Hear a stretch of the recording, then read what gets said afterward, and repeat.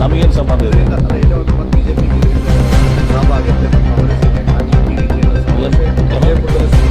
ಯಾರ್ದು ಒಳ್ಳೇದಲ್ಲ, ಜೋರಾಗಿ ಎತ್ತಾಳರು ಹೊಸ ಪಕ್ಷ ಕಟ್ಟಬೇಕು, ಅದನ್ನು ಒಳ್ಳೇದು.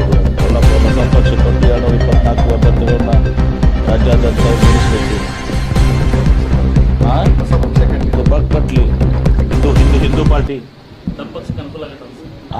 ನಮ್ಗೆ ಯಾಕೆ ನಮ್ಗೆ ಅವ್ರಿಗೂ ಸಂಬಂಧ ಇಲ್ಲ. ಕಟ್ಲಿ ಅಂತ ಹೇಳ್ತೀವಿ, ಶುಭ ಹಾರೈಸ್ತೀವಿ. ಅವ್ರು ಹೊಸ ಪಕ್ಷ ಬೇಗ ಹೊಸ ಪಕ್ಷವನ್ನ ಕಟ್ಲಿ, ಹಿಂದೂ ಪಕ್ಷವನ್ನ ಕಟ್ಲಿ, ಒಳ್ಳೇದಾಗ್ಲಿ. ಎಲ್ಲ 224 ಸ್ಪರ್ಧೆ ಮಾಡಿ ಅಧಿಕಾರಕ್ಕೆ ಬರಲಿ ಪಕ್ಷ